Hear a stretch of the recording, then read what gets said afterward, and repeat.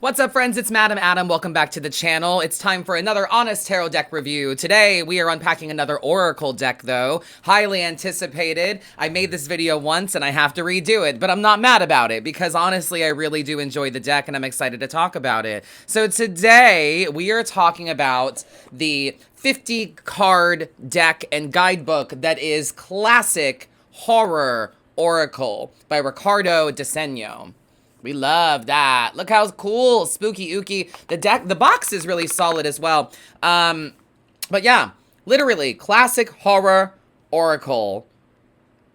It just excites me. It excites me. It's super fun. It's super cool. You guys know I love spooky things. You know I love the horror genre. It's my favorite. So it says, discover truth and inspiration in the dark. We've got some classic characters on the front there. You kind of alludes to some of the movies and things that you're going to see in this deck. And it's quite a collection. It's quite an eclectic look at horror. And I like a horror deck. You know, I think that divination, I think that, you know, spiritual self-discovery, it's not all wine and roses. It's not all rose quartz and, you know, it's not all clear and rose quartz and moon water and shit. Some of it's a little nitty gritty and a little scary and a little gross. And we love that. So anyway, on the back of the box here, it says, the Classic Horror Oracle harnesses the energies and dark truths of 50 iconic horror movies to offer guidance, inspiration, and inner strength in a world weirder than most people imagine. I love that. And you know, I love an Oracle deck to kind of layer on to my tarot. And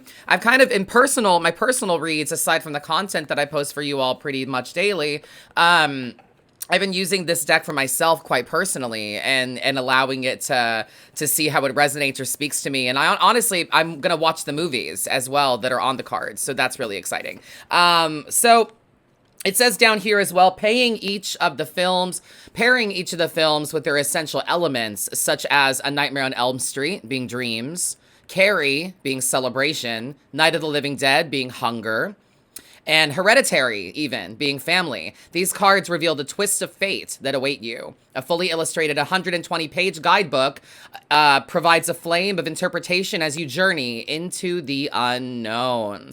The copyright for this deck is 2023, so it is pretty new. A movie like Hereditary is pretty new as well. So we've got some more recent and some older classic movies that are represented here as well. I know that Halloween is in there, Nightmare on Elm Street, Blair Witch Project, American Werewolf in London, Frankenstein, Bride of Frankenstein, a lot of those. So it's a wide variety of things here. So before we look at the deck itself, of course, we're going to talk about the guidebook. I like the guidebook a lot. It's really simple, but I like this kind of I don't know, it's giving like knapsack kind of leather bound. It's not leather, obviously it's paper, but it's giving this kind of leather bound aesthetic to it that I like a lot. So let's look at this and kind of go into the guidebook a little bit. So yeah, it's by Ricardo Diseno, text by Steve Marcus.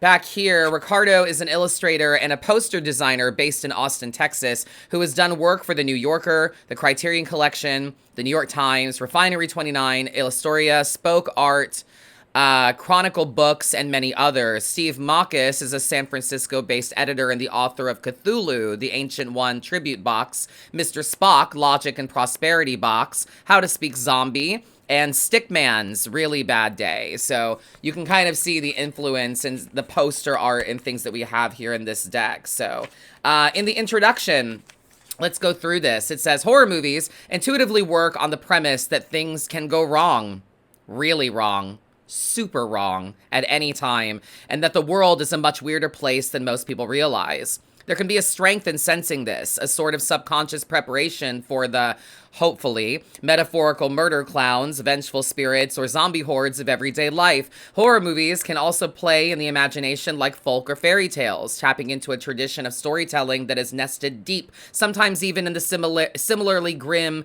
cautionary aspects, never to go down into the basement, as an example. Fully agree with that. I love horror movies, and I've probably said this a lot before, but I love horror movies because they add a poetry to, you know, the monsters of everyday life. It gives it a different lens than we're used to. So Oracle decks use these elements like intuition and the subconscious, imagination, storytelling to help provide direction, albeit often with a focus on the positive spin. Horror fans know better. This deck aims to provide truth and inspiration from the dark energies of 50 classic and modern classic horror films. Have fun with it. Ask it questions. Peer into your future. Seek spiritual guidance and insight, just like you would from a Ouija board. What is the worst that can happen? I love that. That is so fun. About the deck here, it says each film has been paired with a theme or symbol that provides its oracular focus. These symbols and their potential meanings included in the guidebook pages are meant to inspire your interpretation and your readings. Each card description includes prompts for different courses of action or consideration if the card is revealed upright or reversed. There are also sample layouts provided for readings with single or multiple cards, but in all aspects, this deck is yours to use and interpret as you see fit. Listen to what you hear the cards telling you, of course. Like if there's a card that is like, a certain movie that means a lot to you, or if a movie that scared the shit out of you, you might give it a different reverence than I would, right? So it says there's also sample layouts for readings in here. Very nice. They offer that you get to know the deck before your first reading. You may want to sit with the cards, hold them close to you. Closer the relationship with the cards, the clearer the message will be. They give you some single reads, some 3-card reads in here. There's a pentagram, which is really fun, upright and inverted. The questions are, what force has created or is defining the issue? What is your intuition and feeling? The external forces, conflicts, potential outcomes. Classic, very classic spreads. We love that. They have the Harvest Man as a spread. About the films they chose. The films in this deck were chosen because they each have some sort of eerie resonance or creepy power, even while ranging in tone from serious to less so, in the vintage from foundationally to fairly recent.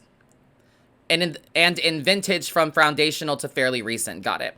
These are not meant to represent the 50 best or greatest horror films. Paraphrasing The Simpsons, that kind of list always amounts to the list maker saying, hey, you, let's fight. And everyone else replying, them's fighting words. We hope the deck may also serve as a viewing oracle. Draw a card on a quiet Friday night, dim the lights, and watch the film your deck has foretold. I fully agree. Pick a scary movie from the deck. I like it.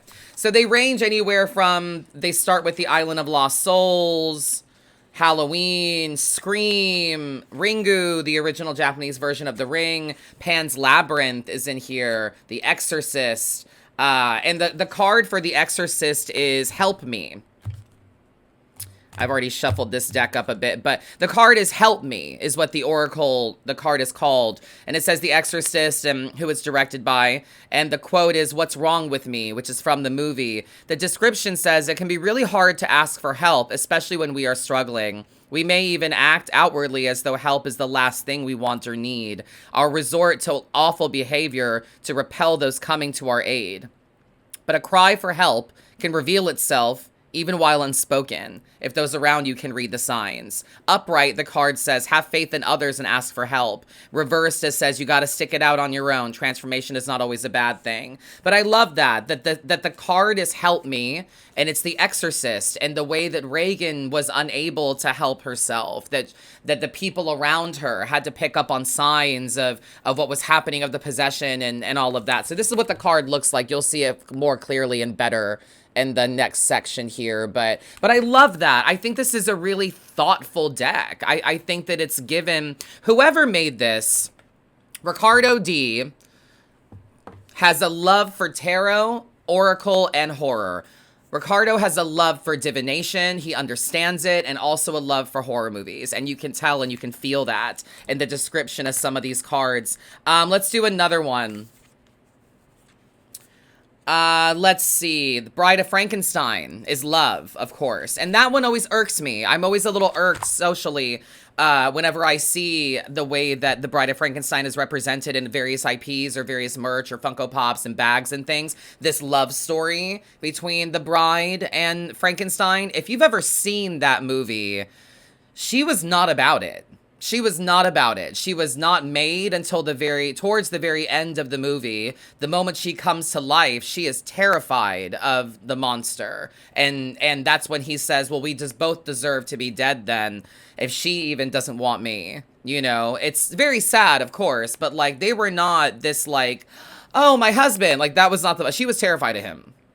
And then they both died. So like, not a very lovey-dovey thing, but with that in mind, the Bride of Frankenstein card in this deck is love. So let's go on to see if maybe if it's going to irk me or if it's more aligned with what I think it should be and the real theme of the movie. But it says friend.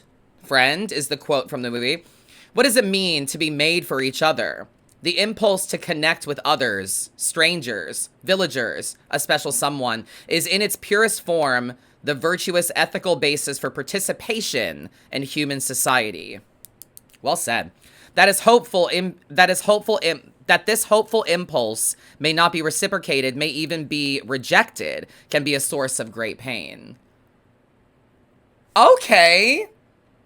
Not us coming at it from love is choice. Not us coming at it from love is choice. And so the upright meaning of the card is approach social interactions with an open heart. So from the bride's perspective, she should have maybe open heart to what things you don't know or to things that are made for you or whatever. And then the reverse, acknowledge that difference can create distance. She doesn't know you. You don't know her. I love that. I feel like that very well is a good reality of the situation of that movie, and not just this overly romantic kind of, oh, I made you your perfect mates. That's what the card is going to look like. But I love that. I see, and again, this is why I think that, what was it? Ricardo D. That's why I think that Ricardo D really understands divination, oracle, tarot, and cardomancy. They understands horror as well and the true themes of these movies. So let's look at the cards themselves. They've got a great bend to them. Super fun. I love the back. The back is giving Black Phillip. I love that it allows us upright and inversion, which is listed in the book here, the uprighted and inverted meaning of the cards. But they've got a great matte to them. They've got a great matte. They're not glossy. That's the Candyman card. It's forbidden is the oracle. But they've got a great matte finish to them. They shuffle. They're a little wide. They're a little long. But, you know, that shouldn't be a problem for me. But let's see. Yeah, nice. A good classic shuffle. A pull for you. Face. Face is the card. Let's look it up in the book really quick. Eyes Without a Face, directed by Georges Franju. I don't know this one. You're more beautiful than ever. At what cost are we concerned with the judgment and attention of others? Are we saving face for ourselves or for those close to us? Mirrors can be blackened, reflections averted, but we are who we are. And only by seeing ourselves truly can we be set free. The uprightest scars are earned. Don't hide them. Reversed is learn something by seeing yourself through someone's eyes. I've never seen this movie. Have you? I'm going to watch this tonight. This is the card we pulled today. Eyes Without a Face, 1960. I'm going to watch this later. Maybe see how it resonates with me. But it's about perception. Seeing yourself for who you really are. Owning your scars. And don't hide them. Fabulous. I love this deck. I think this is a great beginner deck. I think it shuffles well. The box is a really good carrying case for the deck itself. It's small, compact. As an Oracle deck goes, I endorse. I like it. Let me know what you guys think in the comments. Stick around in the next section for all of the cards. Can you name all of them? How many of these movies can you name upon sight? There's 50 cards, so it's going to be a lot to comment. But if you can, or if you think you can recognize all of these movies, I challenge you. And I'll be looking through the comments to let you know. I'll give it about a week or so, and then I'll comment what the movies are in the description for you. But I want to see how many you guys can name. But let me know. What do you think? Do you like this deck? Do you like a horror deck? Do you like a macabre deck? Do you like spooky decks in general? Is your favorite scary movie in here? Do you wish it was? If it's not in here, what theme or oracle message do you think your favorite scary movie would say? Great questions, right? Well, thank you guys for watching and enjoying the content. Don't forget to like and subscribe. Let me know what you think in the comments and stick around because a full view of the deck is coming up right now.